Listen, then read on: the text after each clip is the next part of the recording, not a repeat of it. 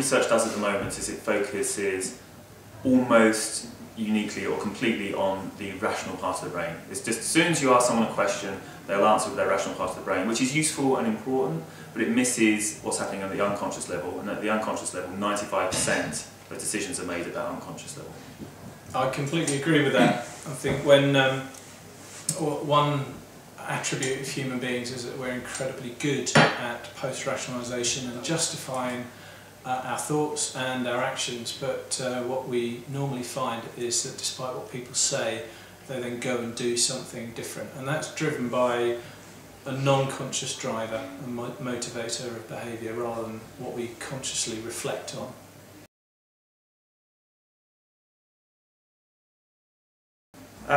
There is a truth that what you kind of want to do is you want to make communication which influences decision without people really thinking about it. In many ways you can have the most powerful advertising when you almost bypass the conscious part of the brain by avoiding putting something up for them to deliberate and consider.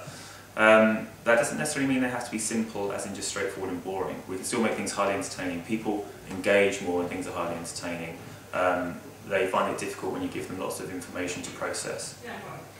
And the human brain's got a unique ability to recode signals, things we see in an advert, into mental concepts.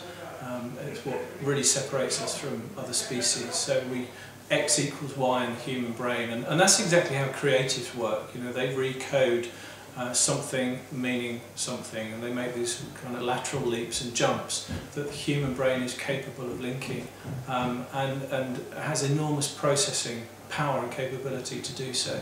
So that would be far more rewarding for a brain than just something that's bland and boring.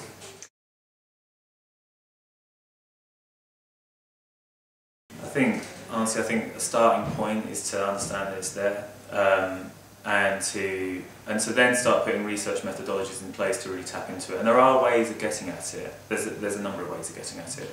But I think if you first sort of take it on board and realise that 95% of all decisions are instinctive, and they're happening at lower levels of consciousness, let's say,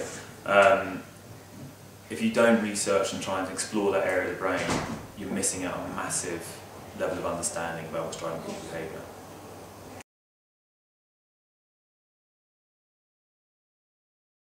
No, because the autopilot is there.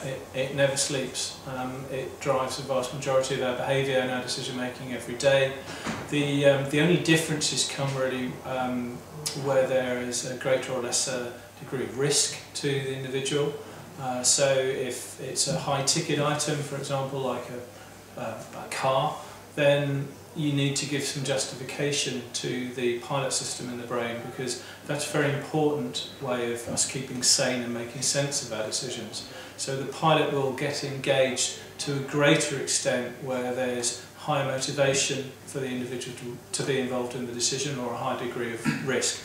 On the other hand, however, if it's low involvement, low risk, if there's high complexity, if there's overload of information, and if the individual is under time pressure as well, then the pilot simply cannot process information. It has a very limited 40 bits per second processing capability, and so it tends to default to the autopilot, which with its 11 million bits of processing capability and automaticity of association and effortless working is the brain's preferred method of operation, because it's very efficient. It consumes far less energy, and the brain knows we need energy for survival.